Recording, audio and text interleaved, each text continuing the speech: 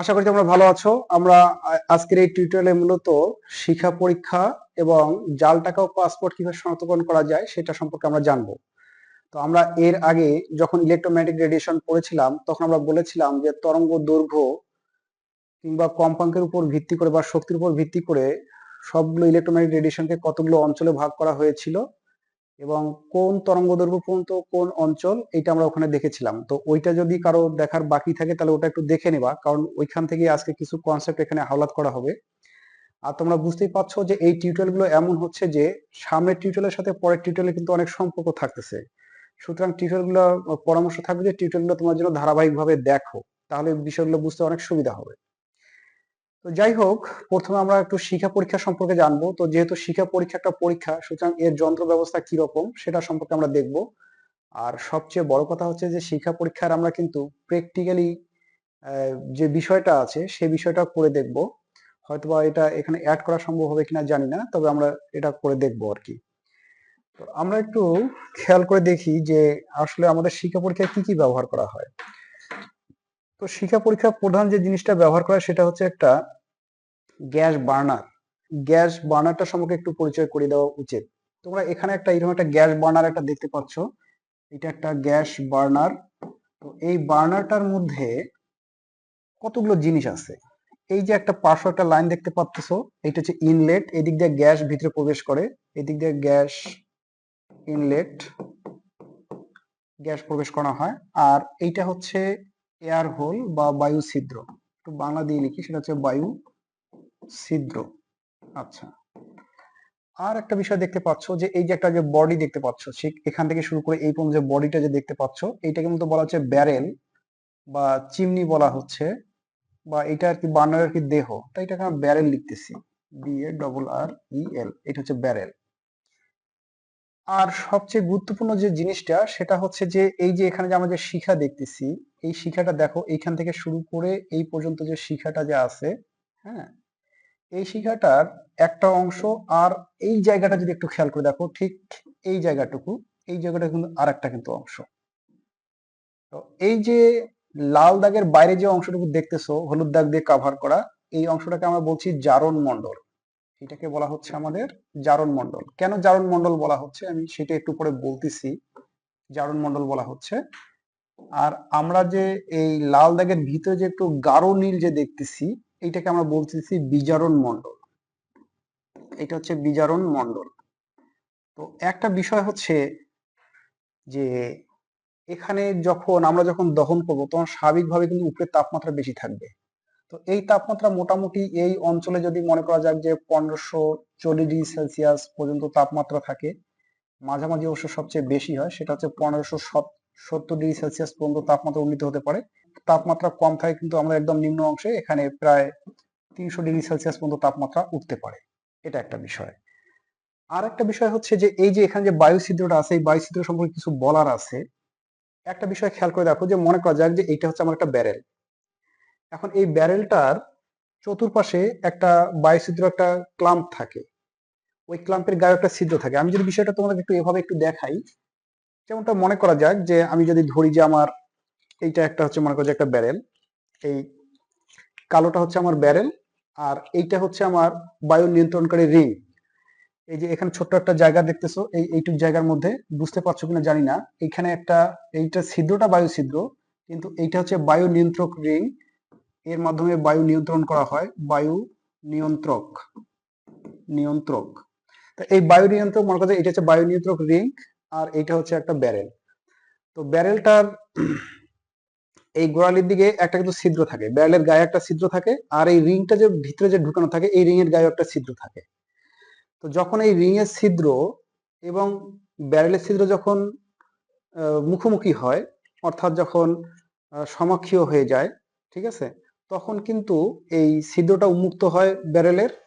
কিন্তু যদি মনে করা যাক যে আমি একটা ছোট একটা যদি এখানে ছিদ্র করে দেখাই, মনে করা যাক যে এখানে মনে করা যাক কালো একটা দাগ দিলাম, এটা হচ্ছে আমার বায়ু নিয়ন্ত্রক রিং এর ফুটা, ঠিক আছে। আর মনে করো যে এই ব্যারেলটা যে আছে ব্যারেলটার গায়ে একটা ফুটা আছে। তো যেটা হচ্ছে যে আমি যদি মনে করা যাক যে এই ব্যারেলের ফুটা এবং আমার এই বায়ু নিয়ন্ত্রক রিং এর ফুটা যদি সমাক্ষীয় ভাবে যদি থাকে, অর্থাৎ যদি মুখোমুখি হয়, তাহলে তখন এই ব্যারেলের ছিদ্রটা কিন্তু উন্মুক্ত হয়, মানে খুলে যায়। কিন্তু যদি মনে করা যায় যে ব্যারেলটাকে আমি স্থির রেখে আমি এইটাকে যদি এইদিকে যদি দেই, তখন দেখা যায় যে এই ব্যারেলের যে ছিদ্রটা ছিল, ছিদ্রটা কিন্তু রিং দ্বারা কিন্তু ঢাকা পড়ে, অর্থাৎ তখন এই অবস্থায় ছিদ্রটা কিন্তু বন্ধ হয়ে যায়। এই বন্ধ এবং খোলার বিষয়টা কিন্তু ইন্টারেস্টিং। তা বিষয়টা হচ্ছে এরকম, এই যে বায়ু নিয়ন্ত্রক যে রিংটা আছে, এই বায়ু নিয়ন্ত্রক রিং এর ছিদ্র এবং ব্যারেলের ছিদ্র যখন মুখোমুখি হয় বা সমাক্ষীয় হয়, তখন এই ছিদ্রটা উন্মুক্ত হয় এবং এই দিক দিয়ে যেটা হয় সেটা হচ্ছে যে তোমার বায়ু প্রবেশ করে, অক্সিজেন সমৃদ্ধ, হ্যাঁ, অক্সিজেন সমৃদ্ধ বায়ু বায়ু প্রবেশ করে। তো এই অক্সিজেন সমৃদ্ধ বায়ু প্রবেশ করলে কি হয়, এই অক্সিজেন সমৃদ্ধ বায়ু প্লাস এখান থেকে যে গ্যাস ইনলেট করছি, তো যদি আমরা হাইড্রোকার্বনগুলোকে চিন্তা করি, মিথেন গ্যাস যদি আমরা বিবেচনা করি, তাহলে এই মিথেন গ্যাস প্লাস এখানকার বায়ু যখন এটা খোলা থাকে, ছিদ্র যখন খোলা থাকে, তখন এখানকার মিথেন গ্যাস এবং এখানকার বায়ু ছিদ্র এখানে যায়, যাওয়ার ফলে এখানে পূর্ণ দহন হয়। তো আমরা জানি যে যে কোনো হাইড্রোকার্বনকে যখন আমরা দহন করি, তখন মূলত কার্বন ডাই অক্সাইড এবং বাষ্প উৎপন্ন হয়। তো এই সময় যখন এই ছিদ্র যখন খোলা থাকে, তখন অক্সিজেন সমৃদ্ধ বায়ু থাকার কারণে এখানে কিন্তু এই জ্বালানির পূর্ণ দহন ঘটে, জ্বালানিটার পূর্ণ দহন ঘটে এবং কোনো কার্বন আর অবশিষ্ট থাকে না। ফলে হয় কি, এই শিখার যে বর্ণটা হয়, এই শিখাটা অনুজ্জ্বল দেখায়, মানে একদম স্বচ্ছ দেখায়। তোমরা যাদের বাসায় মনে করো যে গ্যাসের চুলা আছে, একটু দেখবা যে গ্যাসের চুলাটা ছাড়ার পর তুমি যদি চাবিটা যদি একটু ধীরে করে দাও, হ্যাঁ, তাহলে দেখবা যে আগুনটা একটু লাল লাল দেখাচ্ছে। কিন্তু চাবিটা যদি একটু যদি জোরে করে দাও, তাহলে দেখবা যে দাউ দাউ করে জ্বলতেছে এবং স্বচ্ছ দেখাচ্ছে। তা এইরকমই হয় যখন এই হোলটা যখন খোলা থাকে, অর্থাৎ বায়ু ছিদ্র যখন খোলা থাকে, তখন সমৃদ্ধ বায়ু একদিক দিয়ে যায় এবং এই হাইড্রোকার্বনকে পূর্ণ দহন করে, ফলে এটা একদম স্বচ্ছ হয়। এই অংশটাকে বলা হচ্ছে জারণ মণ্ডল। আর জারণ মণ্ডল বলার পিছনে আরেকটা কারণ হচ্ছে যে এই যে এদিক দিয়ে যে অক্সিজেন যে যাচ্ছে, যাওয়ার সময় কিন্তু কিছু অক্সিজেন জারণে ব্যবহার হচ্ছে, পূর্ণ দহনে ব্যবহার হওয়ার পরও কিছু অক্সিজেন কিন্তু অবশিষ্ট থাকে। এই অক্সিজেনটাই মূলত জারণ করতে পারে বলে এই মণ্ডলটাকে বলা হচ্ছে জারণ মণ্ডল। এটা একটা বিষয়। আর দ্বিতীয় বিষয় হচ্ছে যে এই অংশটাকে বলা হচ্ছে বিজারণ মণ্ডল। বিজারণ মণ্ডল বলার কারণ হচ্ছে যে যদি আমরা চিন্তা করি, তাহলে দেখবো যে এই বায়ু যখন যায়, তখন কিনারার দিক দিয়ে বায়ু কিন্তু সবচেয়ে কিন্তু বেশি কিন্তু প্রবাহিত হয়, আর মাঝখানে কিন্তু কোনো বায়ু থাকে না। অথবা যদি আরেকটা কাজ করা হয়, যে যেটা বলা হলো, যে এই ব্যারেলের ছিদ্র এবং এই বায়ু নিয়ন্ত্রক রিং এর ছিদ্রকে যদি আমাদের এইভাবে ঘুরে যদি বিপদমুখী যদি করে দেই, হ্যাঁ, সম্মুখী থাকলে খোলা থাকে আর বিপদমুখী থাকলে আবার এই ব্যারেলের ছিদ্র কিন্তু বন্ধ হয়ে যায়, তখন আর এই বায়ু কিন্তু এখানে কিন্তু আর যেতে পারে না। তো বায়ু যখন যেতে পারে না, তখন কেবল এখানে যে শিখাটা উৎপন্ন হয়, সেটা কেবল এই তোমার এখানে আসার পর যেটুকু অক্সিজেন পায়, সেটুকু অক্সিজেন প্লাস হচ্ছে এই হাইড্রোকার্বনের দহন হয়। এ সময় কিন্তু অসম্পূর্ণ দহন হয়। তো অসম্পূর্ণ যখন দহন হয়, তখন কিন্তু এই আলোটা একটু লালচে ইটের মতো বা হলুদাভ ভাব এরকমটা হয়, অর্থাৎ এটা উজ্জ্বল শিখার একটা সৃষ্টি করে। তাহলে আমরা একটা বিষয় মাথায় রাখবো, যখন অক্সিজেন সমৃদ্ধ বায়ু যখন প্রবেশ করে, তখন অনুজ্জ্বল শিখা পাওয়া যায়। কিরকম হয়? অনুজ্জ্বল শিখা হয়। অনুজ্জ্বল শিখা হয় কখন? আমি এটাকে বলতেছি যখন এই বায়ুছিদ্র যখন অন থাকে, অন থাকলে হচ্ছে অনুজ্জ্বল শিখা, ঠিক আছে। আর বায়ুছিদ্র যখন অফ থাকে, হ্যাঁ, যখন অফ থাকে, তখন কিন্তু হচ্ছে উজ্জ্বল শিখা পাওয়া যায়, উজ্জ্বল শিখা পাওয়া যায়। তো আমাদের মূলত শিখা পরীক্ষা আমরা এই অনুজ্জ্বল শিখাটা ব্যবহার করব। তা আমরা বায়ুছিদ্রটা খুলে রেখে কিন্তু এই কাজটা করব। তোমরা যদি কখনো যদি বাস্তবে যদি ল্যাবে যদি কাজ করতে, তাহলে এই বিষয় তোমাকে অবশ্যই মেনটেন করতে হবে। আরেকটা বিষয় হচ্ছে যে এখানে তাপমাত্রা বিষয়টা তো বললাম। এখন আমরা যে জিনিসটা দেখব সেটা হচ্ছে শিখা পরীক্ষাটা আসলে কেমন। তো শিখা পরীক্ষাটা হচ্ছে যে একটা বিষয় দেখো, এই যে এই শিখাগুলো যা আছে, এগুলো কিন্তু গ্যাস দহন করার ফলে যে শিখাটা হয় সেইটা শিখা, কিন্তু আমরা যে শিখাটার সাহায্যে মৌল শনাক্তকরণ করব, সেই শিখাটা আমাদের কিন্তু ভিন্ন হবে। আমরা আরেকটু দেখি যে এখানে যন্ত্র ব্যবস্থাটাতে আমি এইখানে যদি একটু দেখাই, এইটা একটা বিকার, সরি, এই বিকার মধ্যে গাঢ় HCl এর দ্রবণ নেওয়া হয়। HCl এটা একটা দ্রবণ, আর এইরকম একটা প্লাটিনামের একটা তার নেওয়া হয়। এটা একটা প্লাটিনামের একটা তার। আর যে নমুনাটাকে আমরা বিশ্লেষণ করব, মূলত শিখা পরীক্ষা আমরা কেন করব? শিখা পরীক্ষার সাহায্যে মূলত আমরা মৌল শনাক্তকরণ করব, মূলত ধাতব পরমাণু শনাক্তকরণ করব। তো যে ধাতুটাকে আমরা শনাক্তকরণ করব, তার একটা লবণকে এখানে নেওয়া হয়। এখানে এর জন্য এটাকে আমরা বলতেছি এটা হচ্ছে নমুনা লবণ। এটা হচ্ছে নমুনা লবণ। আর এইরকম আমাদের একটা শিখা নেওয়া হয়, ঠিক আছে। তো অর্থাৎ শিখা বলতে তোমার একটা গ্যাস বার্নার নেওয়া হয়। তো প্রসেস খুব সহজ। জাস্ট প্রথমে কি করা হয়, প্রথমে এই প্লাটিনামের তারটাকে, এই পিটি তারটাকে HCl আগে চুবাই নিতে হয়, নিলে এই প্লাটিনামের গাটা ভিজে যায় বা HCl সিক্ত হয়ে যায়। এই HCl সিক্ত প্লাটিনামের তারটার অগ্রভাগে সামান্য নোংরা লবণ নেওয়া হয়।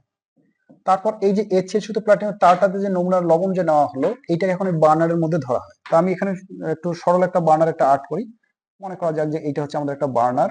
হ্যাঁ, এটা একটা বার্নার। এদিকে আমাদের গ্যাস ইনলেট হবে, ঠিক আছে। আর এখানে আমাদের একটা বায়ুনিয়ন্ত্রক ছিদ্র আছে, এটা মনে হয় যে অন আছে, এটা অন অবস্থায় আছে। আর এখানে কি হচ্ছে, এখানে আমাদের এইরকম আমরা একটা জারণ শিখা একটা পাচ্ছি। আর এর ভিতরের দিকে হালকা একটু হলুদের একটা বিজয়ন শিখা থাকলো সহ এই প্লাটিনামের তারটাকে এই জারণ মণ্ডলে এভাবে ধরা হয়। তো এখানে যখন আমরা ধরি তখন এর গায়ে যে তোমার নোংরা লবণ সহ যে ছিল, তখন হয় কি এই নীল শিখাটার পাশেও আর একটা বৈশিষ্ট্যপূর্ণ একটা শিখা পাওয়া যায়, বিশেষ করে তোমার এইরকম একটা শিখা একটা পাওয়া যায়। তাহলে এই যে আমরা দেখছি যে আমাদের এই প্রথম যে দুই অঞ্চলটা আছে, এই শিখা, এটা হচ্ছে আমাদের বিজারণ মণ্ডল, আর এইটা হচ্ছিল আমাদের জারণ মণ্ডল। আর আমরা যখন HCl সিক্ত প্লাটিনামের তারের অগ্রভাগে নোংরা লবণ নিয়ে যখন আমরা ধরবো, ঠিক আছে, এটা হচ্ছে আমাদের প্লাটিনামের তার, প্লাটিনাম তার, তখন এর বাইরের দিকে এই যে বৈশিষ্ট্যপূর্ণ একটা বর্ণযুক্ত শিখার সৃষ্টি হবে। এইটা হচ্ছে আমাদের বৈশিষ্ট্যপূর্ণ বর্ণযুক্ত শিখা। এই শিখাটার বর্ণ, এইটা হচ্ছে বৈশিষ্ট্যপূর্ণ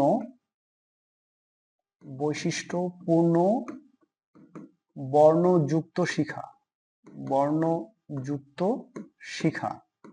এই শিখার বর্ণ দেখে মূলত আমরা সিদ্ধান্ত নিব যে আমাদের নোংরা লবণে কোন ধাতু ছিল।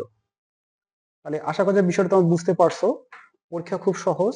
জাস্ট একটা প্লাটিনামের তারকে আগে HCl আগে ভিজাই নিতে হয়, নেওয়ার ফলে এই HCl সিক্ত প্লাটিনাম তারের অগ্রভাগে কিছু HCl থাকে। সেই HCl এর মধ্যে আমরা যদি একটু নমুনা লবণ নেই, বা HCl সিক্ত প্লাটিনাম তার অগ্রভাগে যদি একটু নমুনা লবণ নেই, নেওয়ার পর আমরা যদি জারণ মণ্ডল যদি ধরি, তাহলে এর বাইরের দিকে একটা বৈশিষ্ট্যপূর্ণ বর্ণযুক্ত একটা শিখা পাওয়া যায়। এই শিখার বর্ণ দেখে আমরা সিদ্ধান্ত নেব যে এখানে তোমার এই নমুনার মধ্যে কোন ধাতুটা উপস্থিত ছিল। তো তোমাদের সিলেবাসের আলোকে যদি বলি, তাহলে এখানে বলা যায় যে এই শিখার বর্ণ যদি এরকম হয়, সে যদি সোনালী হলুদ হয়, এরকম হবে সোনালী হলুদ, ঠিক আছে, সোনালী হলুদ হয়, তাহলে এখানে বোঝা যাবে যে এখানে সোডিয়াম উপস্থিত ছিল। আর যদি শিখার বর্ণ যদি তোমার বেগুনি হয়, বেগুনি হয়, তাহলে বুঝতে হবে যে এখানে পটাশিয়াম উপস্থিত ছিল এই নমুনা লবণের মধ্যে। আর শিখার বর্ণ যদি দেখা যায় যে ইটের ন্যায় লালচে হয়, ইটের ন্যায় কিরকম হবে, লালচে যদি হয়, লালচে যদি হয়, তাহলে বুঝতে হয় যে এখানে ক্যালসিয়াম উপস্থিত ছিল। আর এই শিখার বর্ণ যদি তোমার নীলাভ সবুজ হয়, ঠিক আছে, এরকম হবে নীলাভ সবুজ, নীলাভ সবুজ যদি হয়, তাহলে বুঝতে হয় যে এখানে কপার উপস্থিত ছিল। এখন আমরা সিলেবাসের বাইরেও কিছু মৌলের বর্ণ দেখব, তবে আমরা এটা এভাবে পড়বো না, আমরা একটু সিস্টেমেটিক ওয়েতে পড়বো। এটাই তোমাদের একটু জেনে রাখতে হবে। সেটা হচ্ছে এরকম, আমি একটু লিখি। মনে করা যাক আমরা যদি গ্রুপ 1 এর মৌলগুলো যদি দেখি, তাহলে গ্রুপ 1 এখানে কে কে আছে, লিথিয়াম আছে, তারপরে সোডিয়াম আছে, পটাশিয়াম আছে, রুবিডিয়াম আছে এবং সিজিয়াম আছে। আর গ্রুপ 2 এর যে মৌলগুলো আছে, গ্রুপ 2 এর মৌলগুলোর মধ্যে আছে তোমার বেরিলিয়াম আছে, তারপরে ম্যাগনেসিয়াম আছে, ক্যালসিয়াম আছে, স্ট্রনসিয়াম আছে এবং হচ্ছে মনে করা যাক যে বেরিয়াম আছে। এর মধ্যে থেকে আমরা যদি দেখি যে আমাদের এই যে আমরা যে পরীক্ষাটা করলাম, এখানে যদি আমরা দেখি যে বৈশিষ্ট্যপূর্ণ বর্ণযুক্ত শিখা যদি লাল টকটকে হয়, কিরকম হবে, যদি লাল টুকটুকে হয়, যদি লাল হয়, তাহলে আমরা জানবো যে এটা হচ্ছে আমাদের লিথিয়াম, এটা একটা বিষয়। আর যদি সোনালী হলুদ হয়, যদি সোনালী হলুদ হয়, সোনালী হলুদ, সোনালী হচ্ছে সোডিয়াম, তাই না, সেই হিসেবে বলতে পারি এটা হচ্ছে, তখন কি হবে, তখন হবে সোডিয়াম হবে। তাহলে সোনালী হলুদ হলে হচ্ছে সোডিয়াম। আচ্ছা, এরপর যদি বেগুনি বর্ণের হয়, বেগুনি লেখাটা তোমরা বুঝতে পারছো কিনা জানি না, বেগুনি বর্ণের যদি হয় তাহলে আমরা বুঝবো যে এখানে এই পটাশিয়াম, রুবিডিয়াম, সিজিয়াম আছে। তবে এদের বেগুনি বর্ণের মধ্যে আবার একটু কম বেশি একটু দেখা যায়। আর এ পাশে যদি আমরা খেয়াল করি তাহলে দেখবো যে এই বেরিলিয়াম এবং ম্যাগনেসিয়াম এই দুইটা শিখা পরীক্ষায় কোনো বর্ণ দেয় না, শিখা পরীক্ষায় বর্ণ দেয় না, পরীক্ষায় বর্ণ দেয় না। ঠিক আছে, এই দুইটা শিখা পরীক্ষায় কোনো বর্ণ দেয় না। আর এর মধ্যে আমরা দেখলাম যে ক্যালসিয়াম যেটা আছে, ক্যালসিয়ামটা কি করে, ক্যালসিয়ামটা ইটের ন্যায় লালচে বর্ণ দেয়, এটা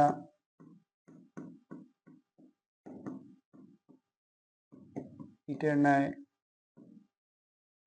লালচে বর্ণ সৃষ্টি করে। আর স্ট্রনশিয়াম ওই লিথিয়াম যেমন লাল টুকটুকে বর্ণ দেয়, স্ট্রনশিয়াম সেরকম লাল টুকটুকে বর্ণ দেয়, একদম সুন্দর লাল, লাল টুকটুকে বর্ণ দেয়। আর বেরিয়ামটা দেয় আপেল গ্রিন, আপেল গ্রিন হচ্ছে হলুদাভ সবুজ, আপেল গ্রিন বা হলুদাভ সবুজ, হলুদাভ সবুজ।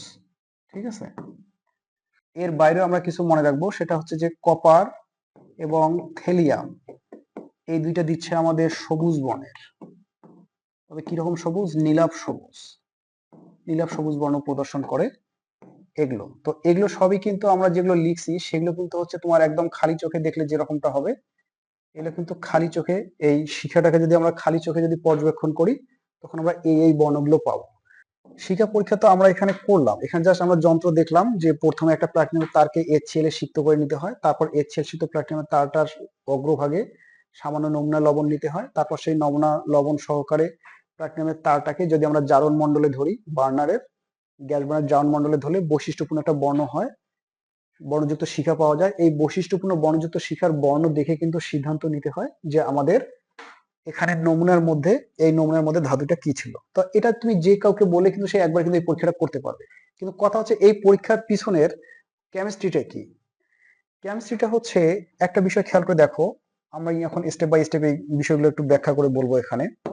যদি আমরা দেখি তাহলে দেখবো যে আমরা প্রথমে নমুনা লবণ, নমুনা যে লবণটা ছিল সেই নমুনা লবণকে কি করছিলাম, ওই প্লাটিনামের তারের অগ্রভাগে নিয়েছিলাম, যেখানে প্লাটিনামের অগ্রভাগে, হ্যাঁ অগ্রভাগে নিয়েছিলাম, যেখানে কি ছিল, সেখানে কিন্তু HCl ছিল। আমরা এই নমুনার লবণটা যে আছে, এই নমুনার লবণটা আমরা ধরতে চাই MX, M তে যে কোনো একটা মেটাল আর X তে কোনো অ্যানায়ন মিলে একটা নমুনা লবণ হয়। তাহলে আমাদের বিক্রিয়াটা শুরু হয় এভাবে যে আমরা যখন কোনো একটা নমুনা লবণকে অর্থাৎ MX কে HCl সিক্ত প্লাটিনামের তারের মধ্যে যখন নেই, তখন এই তারের মধ্যে লেগে থাকা HCl এর সাথে এই মেটাল হ্যালাইডটার বা তোমার মেটাল এই লবণটার বিক্রিয়া হয়। বিক্রিয়া হলে স্বাভাবিকভাবে যেটা হয় সেটা হচ্ছে যে মেটাল ক্লোরাইডে পরিণত হয়, প্লাস হচ্ছে HX এ পরিণত হয়। উল্লেখ্য যে এগুলো, এটা কিন্তু সলিড, এটা হচ্ছে লিকুইড, এটা হচ্ছে সলিড, এটাও মোটামুটি সলিড। ঠিক আছে, এরপরে যেটা হয় সেটা হচ্ছে যে এই যে যখন আমরা এই প্লাটিনামের তারটাকে যখন আমরা জারণ মণ্ডলে যখন ধরবো, তখন যেটা হবে যে এই যে MClটা যে আছে, এই MClটা এটা সলিড, এটা কি হবে, এখানে তাপের ফলে বিয়োজিত হয়ে যাবে, তাপের ফলে এটা বিয়োজিত হবে হয়ে M প্লাস এবং Cl মাইনাস উৎপন্ন করবে। তার মধ্যে M প্লাসটা হচ্ছে গ্যাস, এটাকে আমরা একটু এইভাবে লিখি, এটা হচ্ছে গ্যাসীয় হবে, এটাও কিন্তু গ্যাসীয় অবস্থায় যাবে। তারপর কি হবে, এই যে মেটাল প্লাসটা যে গ্যাস আছে, এই গ্যাসটা এখন আমাদের এইটা ইলেকট্রন গ্রহণ করবে, করে আগে মেটাল গ্যাসে পরিণত হবে, এইটা ইলেকট্রন গ্রহণ করে মেটাল গ্যাসে পরিণত হচ্ছে। তাহলে তাপে ধরলে লবণটা গলে গিয়ে আয়নিত হয়ে যাচ্ছে, M প্লাস এবং Cl মাইনাস হয়ে যাচ্ছে, বা ওই প্লাটিনামের তার অগ্রভাগেই HCl এর সাথে যখন যুক্ত হয় তখন এটা অটোমেটিক্যালি মোটামুটি প্লাস এবং মাইনাস অবস্থায় থাকে। সেই মেটাল প্লাসটা জারণ মণ্ডল থেকে ইলেকট্রন গ্রহণ করে মেটাল পরমাণুতে পরিণত হয়ে যায়। এরপরে যে মেটাল পরমাণু যে হলো, মেটাল পরমাণু যে হলো, এই মেটাল পরমাণুটা শক্তি শোষণ করে, হিট অ্যাবজর্ব করে, শোষিত শক্তি H নিউ, এটা মনে হয় যে অ্যাবজর্ব করছে। অ্যাবজর্ব করলে যেটা হয় সেটা হচ্ছে যে এই মেটালটা এক্সাইটেড হয়ে যায়, মেটালটা এক্সাইটেড হয়ে যায়। তাই মেটালের এক্সাইটেড অবস্থা বলতে কি বোঝাচ্ছে সেটা নিশ্চয়ই তোমরা বুঝতে পারছো। আমি কিন্তু এর আগে যখন হাইড্রোজেন বর্ণালী বলি তখন আমি বলেছিলাম যে এক্সাইটেড অবস্থা বলতে একটা পরমাণুর সেই অবস্থাকে বোঝায় যেখানে ইলেকট্রনগুলো ভিত্তি অবস্থা ত্যাগ করে উচ্চতর কোনো শক্তি স্তরে গমন করে। তো এই যে উচ্চতর শক্তি স্তরে যে গমন করছে, ঠিক আছে, ফলে এটা এক্সাইটেড হয়ে যাচ্ছে। এখন এই এক্সাইটেড যে মেটালটা আছে এইটা অতিরিক্ত যে শক্তিটা অ্যাবজর্ব করেছে সেটা সে বিকিরণ করে, অর্থাৎ এবার এটা কি করে, এবার রেডিয়েট করে, ইমিশন করে, ইমিশন করে, বিকিরণ করে। যখন বিকিরণ করে ওই যখন স্বাভাবিক অবস্থায় যখন চলে আসে তখন এই বিকিরিত শক্তিটাই কিন্তু আমরা বর্ণযুক্ত শিখা হিসাবে পাই। এখানে আমরা যে শিখাটা পাই সেটা কিরকম শিখা, সেটা হচ্ছে এই যে সবশেষ ধাপে যে শক্তিটা যে বিকিরণ করতেছে, এক্সাইটেড মেটাল পরমাণু যে শক্তিটা বিকিরণ করতেছে সেইটাই কিন্তু আমরা আমাদের এই বর্ণযুক্ত শিখা হিসাবে পাই। ঠিক আছে, তাহলে আমরা এই বিষয়টাকে যদি একটু কেমিক্যালি যদি ব্যাখ্যা করি তাহলে বলা যায় যে প্লাটিনামের অগ্রভাগে যে HCl ছিল তার সাথে নমনীয় লবণের বিক্রিয়ায় প্রথমে মেটাল ক্লোরাইডে পরিণত হয়। সেই মেটাল ক্লোরাইডকে যখন আমরা জারণ শিখায় যখন ধরি তখন সেটা আয়নে পরিণত হয় প্রথম অবস্থায়, তারপর সেটা আয়ন অবস্থা থেকে ইলেকট্রন গ্রহণ করে পরমাণুতে পরিণত হয়, তবে গ্যাসীয় পরমাণু। আর এটা কিন্তু গ্যাস অবস্থা ছিল, এটা কিন্তু সলিড। তারপরে এই গ্যাসীয় পরমাণুটা আরো শক্তি শোষণ করে, অ্যাবজর্ব করার ফলে সেটা দেখা যায় যে এক্সাইটেড হয়ে যায়। এই এক্সাইটেড অবস্থা থেকে যখন সে অতিরিক্ত শক্তি যখন ছেড়ে দেয়, দিয়ে যখন স্বাভাবিক অবস্থায় চলে আসে তখন এই অতিরিক্ত শক্তিটাই মূলত আমাদের বৈশিষ্ট্যপূর্ণ বর্ণযুক্ত শিখার সৃষ্টি করে। তাহলে কি হয়, এই ইমিশন করা শক্তিটাই কিন্তু বৈশিষ্ট্যপূর্ণ বৈশিষ্ট্যপূর্ণ বর্ণযুক্ত শিখা তৈরি করে, বর্ণযুক্ত শিখা উৎপন্ন করে, উৎপন্ন করে। তো এখানে মূলত যেটা হয়, আমরা যদি একটু লেখ চিত্রে বা তোমার একটা যে চিত্র আকারে যদি একটু যদি প্রকাশ হয় তাহলে এভাবে হয়তো বলা যেত, এইটা হচ্ছে একটা শক্তি স্তর, এটা একটা শক্তি স্তর, এইটা হচ্ছে এম এর গ্যাসীয় ফেজ, এটা হচ্ছে এম স্টারের গ্যাসীয় ফেজ। তো স্বাভাবিকভাবে যখন এই এম স্টার থেকে যখন এম এ আসে, অর্থাৎ এখান থেকে যখন এখানে আসে তখন তাকে কিছু শক্তি রেডিয়েট করতে হয়। এই রেডিয়েট শক্তিটাই কিন্তু বা ইমিশন যেটা করে, এই এস নিউ পরিমাণ শক্তি কিন্তু আমরা কিন্তু বৈশিষ্ট্যপূর্ণ বর্ণযুক্ত শিখা হিসেবে কিন্তু পাই। তো এই হচ্ছে মোটামুটি শিখা পরীক্ষার মূলনীতি। এখন এই শিখা পরীক্ষা থেকে আমরা কতগুলো ঘটনা ব্যাখ্যা করব। সেটা হচ্ছে যে এই শিখা পরীক্ষায় আমরা দেখলাম যে এক একটা মৌল এক এক রকম বর্ণ দিচ্ছে। এরকম বর্ণ দেওয়ার কারণ কি? এরকম এক একটা মৌল এক একটা বর্ণ দেওয়ার কারণ হচ্ছে প্রত্যেকটা মৌলের নিউক্লিয়াসে ভিন্ন ভিন্ন সংখ্যক প্রোটন থাকে। ফলে ওই মৌলের নিউক্লিয়াস গুলো তাদের বহিস্থ স্তরের ইলেকট্রনগুলোকে ভিন্ন মাত্রায় আকর্ষণ করে। যেহেতু আকর্ষণ ভিন্ন হয় তাই ওই বহিস্থ শক্তি স্তরের ইলেকট্রনগুলোকে এক্সাইটেড করতে ভিন্ন পরিমাণ শক্তি লাগে। এই ভিন্ন পরিমাণ শক্তি লাগার কারণে যখন তারা শক্তি ছেড়ে দিয়ে যখন স্বাভাবিক অবস্থায় যখন চলে আসে তখন ভিন্ন পরিমাণ শক্তি ছেড়ে দেয়। আর শক্তির পরিমাণ যখন ভিন্ন রকম হবে বা তরঙ্গদৈর্ঘ্য যখন চেঞ্জ হয়ে যাবে তখন বর্ণ অটোমেটিক্যালি চেঞ্জ হয়ে যাবে। এই জন্য কিন্তু শিখা পরীক্ষায় এক একটা মৌল কিন্তু এক এক রকম বর্ণ দেয়। ঠিক আছে, তো বিষয়টাকে আমরা এভাবে বলতে পারি যে মনে করা যায় যে এইটা একটা পরমাণু, ঠিক আছে, এইটা একটা পরমাণু, আর আমরা ধরে নিচ্ছি যে আমাদের এইটা আর একটা পরমাণু। তো এইটা হচ্ছে তার নিউক্লিয়াস, এটা হচ্ছে এর নিউক্লিয়াস, এটা হচ্ছে এর বাইরের শক্তিস্তর ইলেকট্রন, এটা হচ্ছে এর বাইরের শক্তিস্তর ইলেকট্রন। এখন একটা বিষয় খেয়াল করে দেখো, এই ইলেকট্রন এবং নিউক্লিয়াসের মধ্যবর্তী যে দূরত্বটা, এই ইলেকট্রন এবং নিউক্লিয়াসের মধ্যবর্তী দূরত্বটা তার চেয়ে কিন্তু বেশি। ফলে এই ইলেকট্রনটা নিউক্লিয়াস কর্তৃক লুজ ভাবে কানেক্টেড অবস্থায় থাকবে। ফলে এই ইলেকট্রনটাকে খুব সহজেই কিন্তু উত্তেজিত করা যাবে বা উচ্চতর শক্তি স্তরে পাঠিয়ে দেওয়া যাবে। তো যখন কম শক্তি প্রয়োগ করে যখন উচ্চতর শক্তি স্তরে যখন পাঠিয়ে দেওয়া যাচ্ছে তখন যে শক্তিটা হবে এইটা যদি আমরা যদি সে E1 ধরি, আর এই ইলেকট্রনটাকে যদি আবার আমরা উচ্চতর শক্তি স্তরে পাঠিয়ে দেই, মনে করা যাক যে এটা আরেকটা শক্তি স্তর, এই শক্তি স্তরে যদি পাঠিয়ে দেই তাহলে দেখা যাবে যে এখানে এবার যে পরিমাণ শক্তি লাগবে সেটাকে যদি আমরা যদি E2 বলি, হ্যাঁ, আর এই ইলেকট্রনটাকে পাঠাই দেওয়ার শক্তিকে যদি আমরা মনে করা যাক যে এখান থেকে এখানে দেওয়ার পর এটা যদি আমরা E1 বলি তাহলে সর্বদাই কিন্তু আমরা বলতে পারবো যে E2 ইজ গ্রেটার দ্যান কিন্তু E1 হবে।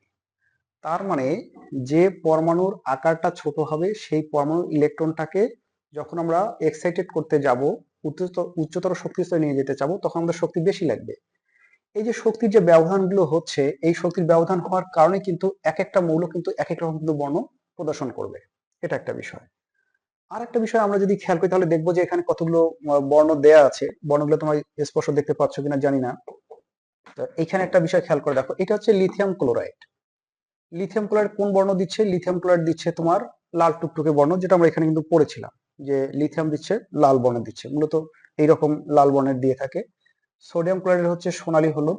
তো এই বর্ণগুলো আমাদের একটু মাথায় রাখতে হবে। আর একটা বিষয় হচ্ছে যে এই বর্ণগুলো কিন্তু আমরা যখন খালি চোখে দেখি তখন কিন্তু এরকম দেখায়।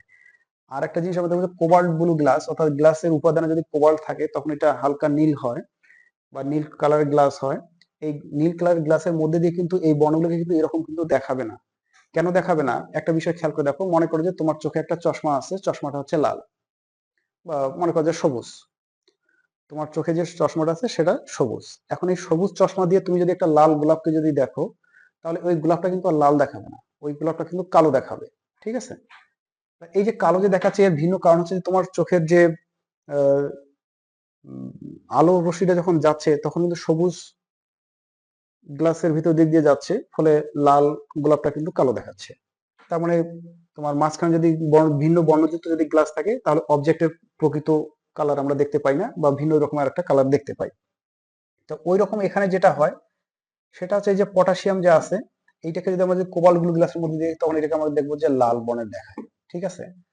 আবার যদি আমরা এই ক্যালসিয়ামকে যদি দেখি তাহলে এখানে আমরা খালি চোখে দেখতেছি এটা ইটারনাল লালচে দেখাচ্ছে, কিন্তু কোবাল্ট ব্লু ব্লু গ্লাসের মধ্যে দেখলে দেখা যাবে এটাকে সবুজ দেখাচ্ছে। ঠিক আছে? আবার সোডিয়ামের ক্ষেত্রে যদি আমরা যদি দেখি তাহলে তখন আর এইটা এরকম দেখা যাবে না, পুরোটাই দেখা যায় কালো একটা দেখাচ্ছে। তার মানে সবগুলো বর্ণ শোষণ করে। তার মানে তুমি যদি কোবাল্ট ব্লু গ্লাসের যদি একটা চশমা পরে যদি সোডিয়াম বাল্বের দিকে যদি তাকাও, হ্যাঁ, তাহলে দেখবা যে ওই সোডিয়াম বাল্বটা কালো দেখাচ্ছে। তো এরকম একটি বিষয়টা হবে। তো আমরা খালি চোখে কি রকম দেখি আর কোবাল্ট ব্লু ব্লু গ্লাসের মধ্যে দিয়ে কি রকম দেখি সেটা আমাদেরকে একটু মনে রাখতে হবে। এখন কথা হচ্ছে যে শিক্ষা পরীক্ষায় তো এরকমটা করলেই হতো, সেটা হচ্ছে যে এরকম যে জাস্ট এখান থেকে আমরা একটা নমুনাতে প্লাটিনাম তার অগ্রভাগের নমুনা নিলাম, নিয়ে এখানে আমরা শিক্ষা পরীক্ষা দিলাম, একটা বৈশিষ্ট্য বর্ণযুক্ত শিক্ষা আমরা পাবো। কিন্তু মাঝখান থেকে এই যে গাঢ় এর ছিলকে নেওয়ার প্রয়োজন হলো কেন? গাঢ় এর ছিলকে নেওয়ার কি প্রয়োজন সেটা হচ্ছে এরকম, আমরা দেখো এই HCl মূলত আমাদের এখানে যে লবণটা যে ছিল, এই লবণটা যে ছিল এই লবণটার সাথে কিন্তু এই HCl বিক্রিয়া করে কিন্তু একটা ধাতব ক্লোরাইড গঠন করেছে। এই ধাতব ক্লোরাইড লবণগুলো মূলত হচ্ছে উদ্বায়ী হয়। তাহলে কি হচ্ছে, যে কোনো মেটাল লবণের সাথে যদি আমরা HCl এর বিক্রিয়া করাই তাহলে আমাদের এই লবণটা আর ওই লবণ থাকে না, এটা আমাদের মেটাল ক্লোরাইডে পরিণত হয়। এই যে মেটাল ক্লোরাইড যে পরিণত হলো, এই মেটাল ক্লোরাইডটাই কিন্তু হচ্ছে তোমার একটা উদ্বায়ী, এটা সহজে উদ্বায়ী হয়, এর উদ্বায়ীটা বেশি উদ্বায়ী হয়। উদ্বায়ী হওয়ার কারণে হয় কি যে সামান্য তাপমাত্রাতেই কিন্তু, ঠিক আছে, সামান্য তাপমাত্রাতেই কি করে এটা, এটা বৈশিষ্ট্যপূর্ণ বর্ণযুক্ত শিখা তৈরি করে। বৈশিষ্ট্যপূর্ণ বর্ণযুক্ত শিখা তৈরি করে। তাহলে এই শিখা পরীক্ষায় এর ছেলের ভূমিকাটা কি? শিখা পরীক্ষায় এর ছেলের ভূমিকা হচ্ছে যে যে কোনো লবণ থাকুক না কেন সেইটাকে ক্লোরাইড লবণে পরিণত করা। ক্লোরাইড লবণে পরিণত করলে লাভটা কি? ক্লোরাইড লবণে পরিণত করলে লাভটা হচ্ছে যে ক্লোরাইড লবণগুলো উদ্বায়ী হয়। ফলে কি হয়, উদ্বায়ী হওয়ার কারণে খুব সহজেই এটা বৈশিষ্ট্যপূর্ণ বর্ণযুক্ত শিখা প্রদান করে। যেমন মনে করো যে তুমি এখানে ক্যালসিয়াম কার্বনেটকে নিলা, এখন ক্যালসিয়াম কার্বনেট নেওয়ার পর তুমি এখানে যদি HCl যদি নাও, তাহলে স্বাভাবিকভাবে দেখতে পাচ্ছ যে এখানে যে বিক্রিয়াটা হবে সেটা হচ্ছে ক্যালসিয়াম এবং Cl মিলে হচ্ছে ক্যালসিয়াম ক্লোরাইড উৎপন্ন করবে এবং কার্বন ডাই অক্সাইড উৎপন্ন করবে আর পানি উৎপন্ন করবে, তাই না? এই যে আগের লবণটা ছিল ক্যালসিয়াম কার্বনেট, হ্যাঁ, এখন সেই লবণটাই কিন্তু চেঞ্জ হয়ে ক্যালসিয়াম ক্লোরাইডে পরিণত হচ্ছে। তো এই ক্যালসিয়াম ক্লোরাইড যখন পরিণত হয় তখন ক্যালসিয়াম কার্বনেট অপেক্ষা ক্যালসিয়াম ক্লোরাইড কিন্তু খুব সহজে কিন্তু উদ্বায়ী হয় এবং খুব কম তাপমাত্রায় কিন্তু বৈশিষ্ট্যপূর্ণ বর্ণযুক্ত শিখা দেয়। তার মানে কাজের সুবিধাটা বাড়ানোর জন্য মূলত এখানে গাঢ় ছেলকে ব্যবহার করা হয়েছে। এখন আর একটা প্রশ্ন হচ্ছে, আমরা যখন এখানে লিখছিলাম শিখাগুলো তখন আমরা কিন্তু একটা জিনিস লিখেছিলাম যে বেল এবং ম্যাগনেসিয়াম শিখা পরীক্ষা দেয় না কেন? তো বেল এবং ম্যাগনেসিয়াম যে শিখা পরীক্ষা দেয় না তা না, কিন্তু বেল এবং ম্যাগনেসিয়াম যে পরিমাণ শিখা তৈরি করে এটা মূলত আমরা দেখতে পাই না, এটা দৃশ্যমান অঞ্চলের বাইরে চলে যায়। কারণ প্রত্যেকটা ক্ষেত্রে যখনই একটা উত্তপ্ত অবজেক্ট রেডিয়েট করবে এনার্জি, তখন এই যে যে শক্তিটা রেডিয়েট করছে, ইমিশন করছে, সেই শক্তিটা কিন্তু একটা কিন্তু ইলেকট্রোম্যাগনেটিক একটা রেডিয়েশন একটা তৈরি করবে এবং এটা একটা শিখা হবে। এখন শিখা দৃশ্যমান হবে কিনা সেটা আলাদা হিসেব। ঠিক আছে? তো এখানে মূলত কি হয়, একটা বিষয় খেয়াল করে দেখো, বেল এবং ম্যাগনেসিয়াম কিন্তু কোনো শিখা বর্ণ পাওয়া যায় না, এটা এমসিকিউ হিসেবে ইম্পর্টেন্ট। তো এটা কারণটা একটু বলি। কারণটা হচ্ছে বেরিলিয়াম এবং ম্যাগনেসিয়াম হচ্ছে গ্রুপ 2 এর মৌল এবং এখানে নিউক্লিয়াসে যথেষ্ট পরিমাণে প্রোটন থাকে, ঠিক আছে। আর এদের আকারও কিন্তু অনেক ছোট থাকে। যেহেতু বেরিলিয়াম এবং ম্যাগনেসিয়ামের আকার ছোট, হ্যাঁ, এরা গ্রুপ 2 এর একদম সবার উপরের মৌল হওয়ার কারণে মনে করা যাক যে এটা হচ্ছে বেরিলিয়ামের পরমাণু, আর তার চেয়ে একটু বড় মিলে এটা হচ্ছে মূলত ম্যাগনেসিয়াম। আচ্ছা, হওয়ার কারণে হয় কি, এই যে নিউক্লিয়াস থেকে ইলেকট্রনগুলোর দূরত্ব কম থাকে, নিউক্লিয়াস থেকে ইলেকট্রন তুলনামূলকভাবে কম দূরত্বে থাকে। ফলে এই ইলেকট্রনগুলোকে যখন আমরা অপসারণ করতে যাব বা উত্তেজিত করতে যাব, ঠিক আছে, উত্তেজিত করতে উত্তেজিত করতে কি বেশি শক্তি লাগবে? বেশি শক্তি লাগবে। কেন বেশি শক্তি লাগবে? কারণ এই নিউক্লিয়াসের সাথে এই ইলেকট্রনগুলো তীব্রভাবে অ্যাট্রাক্টেড অবস্থায় থাকে, আকর্ষিত অবস্থায় থাকে। ফলে এই ইলেকট্রনগুলোকে যদি আমরা উত্তেজিত করতে চাই, তাহলে আমাদেরকে অনেক বেশি শক্তি দিতে হয়। এখন এই যে যখন আমরা বেশি শক্তি দেই, তখন একটা বিষয় খেয়াল করে দেখো যে এই ফর্মুলাতে আমরা লিখেছিলাম যে এটা হচ্ছে আল্ট্রাভায়োলেট, এটা হচ্ছে ভিজিবল, হ্যাঁ, এবং এটা এদিকে ছিল আমাদের আইআর, ইলেকট্রোম্যাগনেটিক রেডিয়েশন। তখন হয় কি, এই আল্ট্রাভায়োলেট অঞ্চলের শক্তি যখন সে শোষণ করে, তখন এই উচ্চিত ইলেকট্রন যে শক্তি বিকিরণ করে সেটা কিন্তু আল্ট্রাভায়োলেট অঞ্চলেই হয়। তো আল্ট্রাভায়োলেট অঞ্চলে যদি শক্তি বিকিরণ করে, তাহলে সেই বর্ণ তো আমরা দেখতে পারবো না। ফলে বেল এবং ম্যাগনেসিয়াম যদি কোনো শক্তি বিকিরণও করে, তারপর কিন্তু আমরা সেই বর্ণ কিন্তু দেখতে পারবো না। কারণ কারণ হচ্ছে যে আমরা আল্ট্রাভায়োলেট অঞ্চলের শক্তি দেখি না। আমরা শুধু এই যে 380 ন্যানোমিটার থেকে শুরু করে 780 ন্যানোমিটারের মধ্যে যে আলোটুকু আছে, এইটুকু শুধু আমরা দেখতে পাই। এই জন্য মনে করা হয় যে এই বেরিলিয়াম, হ্যাঁ, এবং ম্যাগনেসিয়াম শিখা পরীক্ষায় কোনো বর্ণ প্রদর্শন করে না। বর্ণ বলতে কালারফুল নয় আর কি, তবে অন্য কোনো শিখা হয়তো বা প্রদর্শন করে ঠিকই, কিন্তু যেটা আমরা দেখতে পাই না। তো আশা করি তোমরা বুঝতে পারছো। কারণ বেরিলিয়াম এবং ম্যাগনেসিয়ামের আকার ছোট হওয়ার কারণে ইলেকট্রনগুলো নিউক্লিয়াস কর্তৃক তীব্রভাবে আকর্ষিত থাকে। ফলে এই ইলেকট্রনকে উত্তেজিত করতে বেশি শক্তি লাগে। বেশি শক্তি লাগার কারণে তারা যে শক্তি ইমিট করে, অর্থাৎ ইমিশন ঘটায়, মানে বিকিরণ করে, মানে ছেড়ে দেয়, সেই শক্তিটাও হয় আল্ট্রাভায়োলেট অঞ্চলের। যে পরিমাণ শক্তি শোষণ করে সেই পরিমাণ শক্তি তো বিকিরণ করতে হবে। ফলে আল্ট্রাভায়োলেট অঞ্চলের শক্তি বিকিরণ করার কারণে যেটা হয় সেটা হচ্ছে যে আমরা এই বর্ণগুলো দেখতে পাই না। এখন আমরা জালটাকে এবং পাসপোর্ট কিভাবে শনাক্তকরণ করা যায় সেটা আমরা জানবো। তো এই জালটাকে এবং পাসপোর্ট সংশোধন করার আগে আমাদের কিছু বেসিক কিছু জেনে নিতে হবে। তো মনে করা যাক এরকম যে এইটা একটা টাকা, বা মনে করা যাক যে একটা পাসপোর্ট, ধরি এটা একটা টাকা, এটা হচ্ছে একটা 2000 টাকার নোট, ঠিক আছে। অবশ্যই এখন 2000 টাকার নোট আসেনি, তবে আসবে, সেদিন আর বেশি দূরে নাই। এখন এই যে 2000 টাকার যে নোটটা, এইটা নিশ্চয়ই একটা উচ্চ মূল্যমানের নোট। এখন এই নোটটার যদি আমরা নিরাপত্তা দিতে না পারি, তাহলে যে কেউ এটাকে নকল করতে পারে, মানে জাল করতে পারে।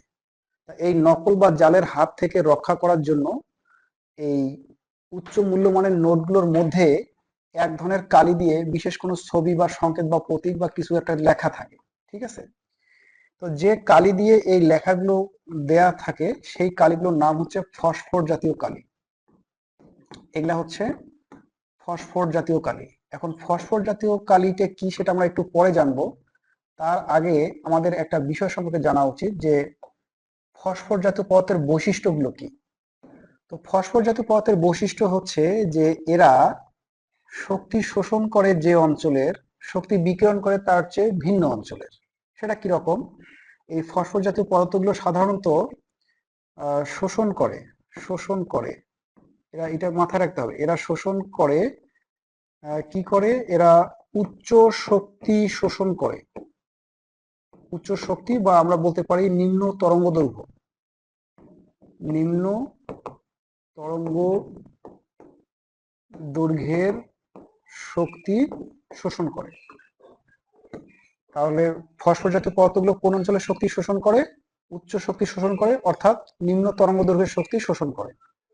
আচ্ছা, কিন্তু এরা যখন বিকিরণ করে, তখন ঘটে আর একটা ঘটনা।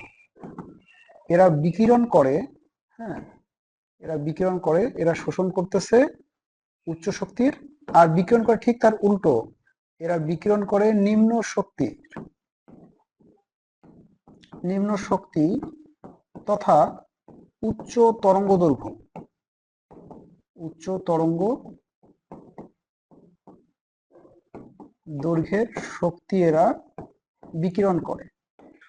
যেমনটা আমরা যদি আমাদের ইলেকট্রোম্যাগনেটিক রেডিয়েশনের যদি একটু অঞ্চলটা যদি একটু দেখি, তাহলে দেখব, মনে করা যাক যে এইটা হচ্ছে আমাদের একটা ইলেকট্রোম্যাগনেটিক রেডিয়েশন।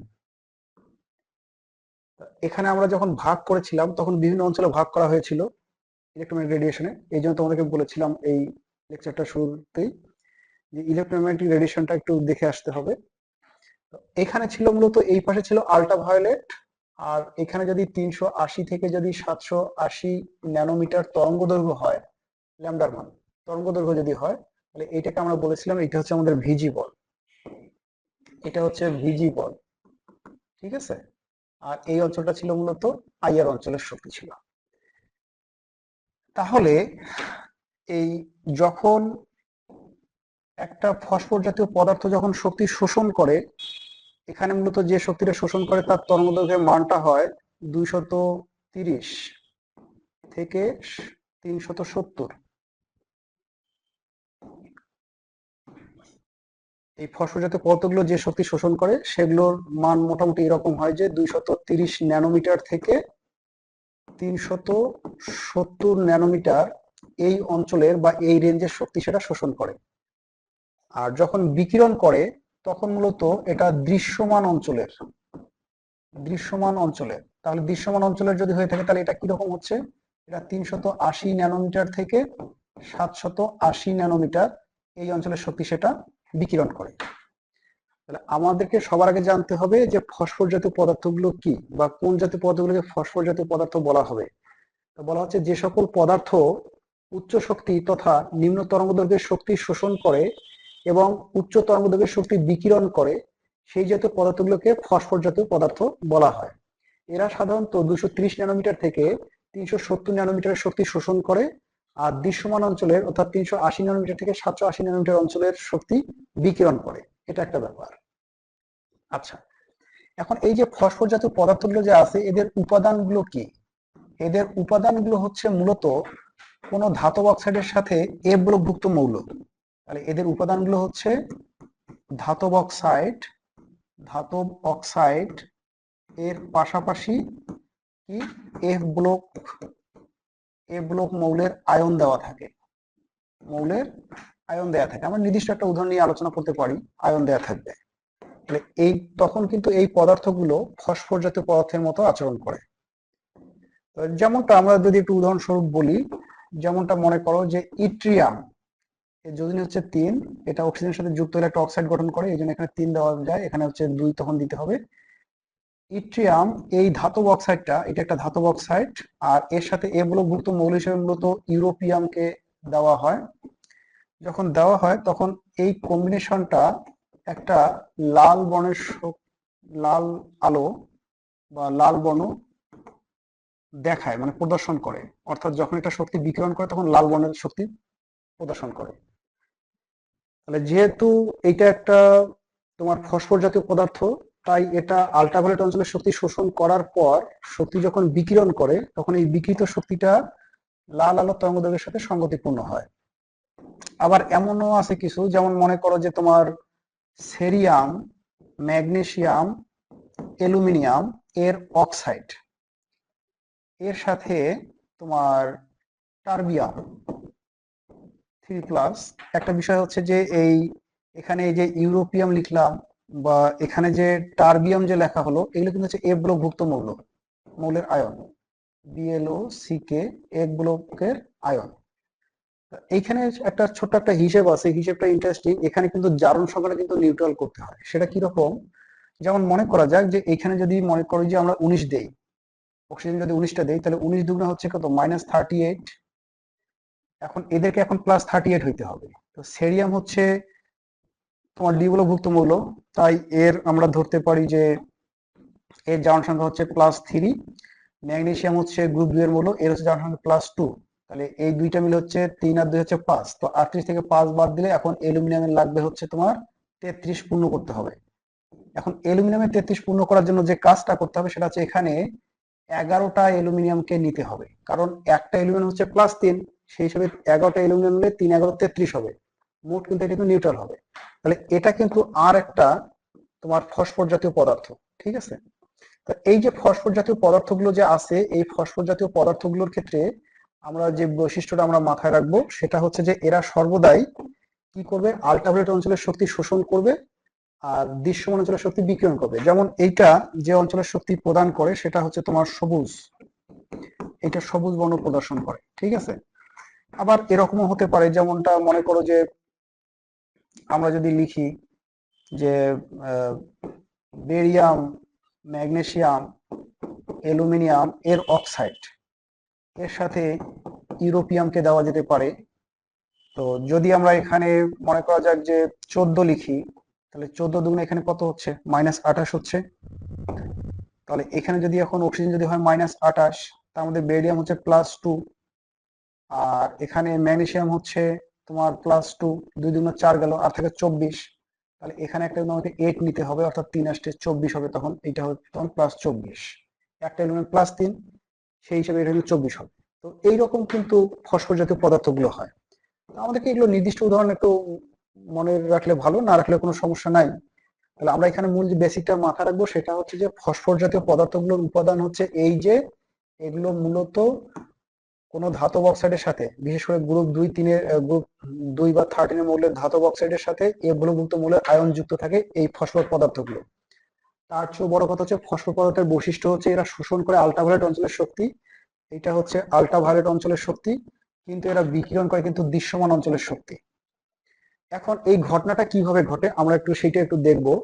আমরা যেমনটা বলছিলাম যে মনে করা যাক যে এইটা একটা হচ্ছে টাকা, এখন এই টাকার গায়ের মধ্যে 2000 টাকার নোট, এই গায়ের মধ্যে এখানে কোনো একটা ফসফর কালি দিয়ে এখানে কিছু ছবি বা একটা কিছু লেখা আছে নিরাপত্তা নিশ্চিত করার জন্য। এখন যখন এই তোমার কালির উপরে, অর্থাৎ এই ফসফর কালির উপরে যখন আল্ট্রাভায়োলেট রশ্মি যখন আপতিত হবে, এটার উপর যখন মনে করা যাক যে আল্ট্রাভায়োলেট রশ্মি যখন আপতিত হবে, তখন সে আল্ট্রাভায়োলেট রশ্মি শোষণ করবে, শোষণ করার পর যে শক্তিটা বিকিরণ করবে, এই বিকিরিত শক্তিটা কিন্তু হবে তোমার দৃশ্যমান অঞ্চলের, বিকিরিত শক্তিটা হবে দৃশ্যমান অঞ্চলের। তো সেটা কেমন করে হয় সেটা মূলত আমরা যদি একটা ছবির সাহায্যে দেখি তাহলে এভাবে দেখানো যেতে পারে। মনে করা যাক যে এইটা একটা হচ্ছে শক্তি স্তর, এর আমরা নাম দিলাম E1। এখানে একটা ইলেকট্রন আছে, এই আল্ট্রাভায়োলেট রশ্মিটা যখন এই পদার্থটার উপর বা এই কালিটার উপর, ফসফর কালির উপর যখন আপতিত করা হয়, তখন এখানকার ইলেকট্রনগুলো এক্সাইটেড হয়ে যায়। তাহলে এই ইলেকট্রনটার উপর যখন একটা আল্ট্রাভায়োলেট রশ্মি যখন প্রয়োগ করা হচ্ছে, তখন এই ইলেকট্রনটা এক্সাইটেড হয়ে উচ্চতর শক্তি স্তরে যাচ্ছে। তো যেহেতু উচ্চতর শক্তি স্তরে যাচ্ছে, মনে করা যাক যে এইটা হচ্ছে আমাদের E2, এই ইলেকট্রনটা এখানে আসলো, এই আসার সময় তাহলে একটা শক্তি শোষণ করলো। তাহলে যে শক্তিটা শোষণ করলো সেই শোষিত শক্তিটা কিরকম হচ্ছে, শোষণ করতেছে আল্ট্রাভায়োলেটের শক্তি কিন্তু শোষণ করে সে নিম্ন শক্তি স্তর থেকে উচ্চ শক্তি স্তরে গেল। এরপর এখানে আসার পর কিছু সময় পরই বা তাৎক্ষণিকভাবে সেটা কি করবে, কিছু শক্তি বিকিরণ করে আবার নিম্ন অবস্থায় আসবে। তা এই যে এই সময় যে বিকিরণ করতেছে শক্তিটা, এই বিকিরিত শক্তিটা দেখা যাবে যে এই বিকিরিত শক্তিটা হবে তোমার দৃশ্যমান অঞ্চলের, অর্থাৎ ভিজিবল অঞ্চলের, এটা হবে দৃশ্যমান অঞ্চলের। ফলে ফসফর জাতীয় কোনো পদার্থের উপর যখন আল্ট্রাভায়োলেট রশ্মি যখন প্রয়োগ করা হয়, তখন সেখান থেকে দৃশ্যমান কিছু ছবি লেখা বা যেটা আর কি দেয়া থাকবে ফসফর কালি দিয়ে, সেটা দৃশ্যমান হয়। ফলে বোঝা যায় যে এই টাকাটা হচ্ছে অরিজিনাল বা এই টাকাটা ফেক কারেন্সি নয়, এরকমটা। এখন এখানকার মাঝে কিছু কথা আছে, সেটা হচ্ছে যে দুইটা টার্ম সম্পর্কে আমাদের একটু জানতে হবে। একটা হচ্ছে ফ্লুorescence, ফ্লুorescence SCENCE, ফ্লুorescence এর বাংলা হচ্ছে প্রতিপ্রভা। প্রতিপ্রভা, তো ফ্লুorescence বা প্রতিপ্রভা কি, যে কোনো পদার্থের উপর শক্তি প্রয়োগ করলে সাথে সাথে সেটা যে শক্তি বিকিরিত করে, এই জাতীয় পদার্থের এই ধর্মটাকে বলা হচ্ছে ফ্লুorescence পদার্থ। আর যে সকল পদার্থ এই ফ্লুorescence দেখায় তাদেরকে বলা হচ্ছে ফসফর। ফসফর, তাহলে ফসফর জাতীয় পদার্থ যে এই যে একটা দৃশ্যমান যে একটা বর্ণ যে একটা দেখাচ্ছে, সেটা শোষণ করতেছে উচ্চ শক্তি শোষণ করতেছে, কিন্তু নিম্ন শক্তির বর্ণ যে প্রদর্শন করতেছে, এই পদার্থটার এই ধর্মটাই হচ্ছে তার ফ্লুorescence। আর যে সকল পদার্থ এই ধর্মটা দেখায় সেটাকে বলা হচ্ছে ফসফর জাতীয় পদার্থ। এটা একটা বিষয়। দ্বিতীয়ত আর একটা টার্ম হচ্ছে, সেটা হচ্ছে তোমার ফসফরেন্স। ফসফোসেন্স, SCENCE, ফসফরেন্সেন্স। সেটা কিরকম হচ্ছে, এটার বাংলাটা হচ্ছে অনুপ্রভা। অনুপ্রভা, অনুপ্রভাটা হচ্ছে এরকম যে কোনো একটা পদার্থের উপরে যখন শক্তি প্রয়োগ করা হয়, তখন সেই পদার্থটা ওই শক্তি শোষণ করে এবং দীর্ঘ সময় ধরে সেই শক্তিটা আবার বিকিরণ করে, ফলে উজ্জ্বল দেখায়, ওই পদার্থটা উজ্জ্বল দেখায়। তাহলে ফসফরেন্সেস পদার্থ কোনগুলো? যে সকল পদার্থ শক্তি শোষণ করে ধরে রাখে এবং দীর্ঘ সময় ধরে সেটা বিকিরণ করে, সেইটাকে বলা হচ্ছে ফসফরেন্সেস পদার্থ বা অনুপ্রভা জাতীয় পদার্থ। যেমন আমরা কতগুলো রেডিয়ান্ট, কতগুলো ঘড়ির ডায়াল দেখি, যেখানে অন্ধকারে কিন্তু জল করে দেখায়। তো এটা আসলে হয় কি? এটা হয় যে ওই পদার্থটা আসলে ওইখানে ফসফরেন্সেস জাতীয় কিছু পদার্থ থাকে, এরা ফসফর জাতীয় পদার্থ না, কিন্তু ফসফরেন্সেস জাতীয় কিছু পদার্থ থাকে, যেমন রেডিয়াম। এই জন্য বলা যায় রেডিয়ামের রেডিয়ান্ট করতেছে বা ডায়াল করতেছে। তো এই পদার্থগুলোর একটা বৈশিষ্ট্য হচ্ছে যে এরা শক্তি শোষণ করে ধরে রাখে এবং দীর্ঘ সময় ধরে সেই শক্তি আবার বিকিরণ করে।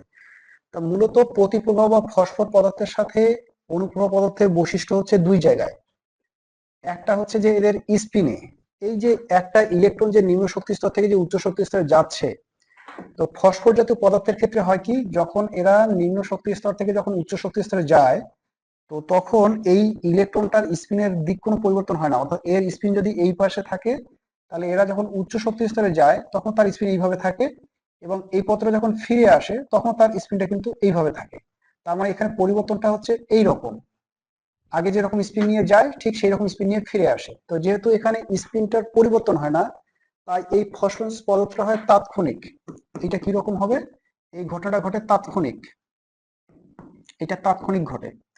আচ্ছা, আর এই অনুপ্রভা জাতীয় পদার্থগুলোর ক্ষেত্রে যেটা হয় সেটা হচ্ছে, মনে করা যাক যে এখানে একটা শক্তি স্তর আছে, এক্ষেত্রে যেটা হয়, এখানে কিছু সময় যেন স্পিন চেঞ্জ হয়। মনে করা যাক এটা এই স্পিন ছিল, এই স্পিন নিয়ে এইখানে গেছে, এখন এইখানে যাওয়ার পর যখন সেটা ফিরে আসতেছে, আসার সময় ডিরেক্ট ভিত্তি স্তরে না এসে মাঝখানে একটা ব্রেক দেয়, যেটাকে বলা হচ্ছে তোমার ট্রানজিশন ক্রসিং আর কি। হ্যাঁ, সিস্টেম ক্রসিং এই অবস্থায় ঘটে। এই সময় যেটা হয় সেটা হচ্ছে তার স্পিনটা কিন্তু চেঞ্জ হয়ে যায়, এরকম করে যাওয়ার পর তার স্পিনটা চেঞ্জ হয়ে যায়। চেঞ্জ হয়ে যাওয়ার পর তারপর যখন সে ভিত্তি অবস্থায় আসে, তখন যখন সে ভিত্তি অবস্থা যখন আবার যখন ফিরে আসে, তখন তার স্পিনটা আবার আগের মতো হয়, অর্থাৎ এইরকম অবস্থা হয়। তার মানে এক্ষেত্রে পরিবর্তনটা হচ্ছে এরকম দিয়ে শুরু, মাঝখানে এরকম, এবং ফাইনালি হচ্ছে এরকম। তো এই যে ফসফরেন্সেস জাতীয় পদার্থগুলো যেহেতু উত্তেজিত হওয়ার সময় তাদের স্পিনের পরিবর্তন হচ্ছে, তাই এটা বেশি সময় নেয়, এটা বেশি সময় নেয়, অর্থাৎ এটা দীর্ঘ সময় হতে পারে, দীর্ঘ সময় হতে পারে। যেমন মনে করো যে এই ফসফরেন্সেস পদার্থগুলো তাৎক্ষণিকভাবে, অর্থাৎ প্রায় 10⁻⁹ এত সেকেন্ডের মধ্যে বিকিরণ ঘটায়, এত, এটাকে আমরা বলতে পারি ন্যানো সেকেন্ডের মধ্যে বিকিরণ ঘটাচ্ছে। কিন্তু ফসফরেন্সেস পদার্থগুলো তোমার মাইক্রো সেকেন্ড থেকে শুরু করে 10⁶ এত সেকেন্ড থেকে শুরু করে কয়েক লক্ষ তোমার সেকেন্ড পর্যন্ত এটা হতে পারে, মানে দীর্ঘ সময় ধরে এটা হতে পারে। এত থেকে শুরু করে তোমার 10⁻³ এত সেকেন্ড পর্যন্ত কিন্তু হতে পারে, 3 বা 6 সেকেন্ড পর্যন্ত হতে পারে। তাহলে এই হচ্ছে মূলত ফসফরেন্সেস পদার্থ এবং ফ্লোরেসেন্স পদার্থের মধ্যে পার্থক্য। ফ্লোরেসেন্স পদার্থগুলো হচ্ছে সেই পদার্থ যেগুলো উচ্চ শক্তি শোষণ করে আর তার চেয়ে নিম্ন শক্তি বিকিরণ করে, ফলে দৃশ্যমান হয়। এবং এরা এইটা তাৎক্ষণিকভাবে করে, কারণ এ সময় স্পিনের কোনো পরিবর্তন হয় না, যেহেতু ঘটনাটা তাৎক্ষণিক ঘটে, তাই এটাকে আমরা বলতেছি ফ্লোরেসেন্স বা তোমার তাৎক্ষণিক প্রতিপ্রবাহ সৃষ্টিকারী পদার্থ। আর ফসফরেন্সেস পদার্থগুলোর ক্ষেত্রে যেটা হয় সেটা হচ্ছে যে এরা শক্তি আগে শোষণ করে, তারপর এই শোষিত শক্তিটা দীর্ঘ সময় ধরে বিকিরণ করতে থাকে। এ সময় মূলত যেটা হয় সেটা হচ্ছে এদের স্পিন গুলোর পরিবর্তনটা বেশ ইন্টারেস্টিং। সেটা হচ্ছে যে প্রথমে যে স্পিনে থাকে তারপর ইন্টার ট্রানজিশন কোর্সিং এ সেটা আবার চেঞ্জ হয়ে যায়, তারপর আবার এটা আবার আগের অবস্থা যখন চলে আসে। এই ঘটনাটা ঘটতে কিছু সময় বেশি লাগে, এই জন্য ফসফরেন্সেস পদার্থ বা ফসফর পদার্থগুলো তাৎক্ষণিকভাবে আলো তোমাদেরকে বিকিরণ করে দেখায়। আর এই ফসফরেন্সেস পদার্থগুলো বা অনুপ্রভা সৃষ্টিকারী পদার্থগুলো কিন্তু দীর্ঘ সময় ধরে আলো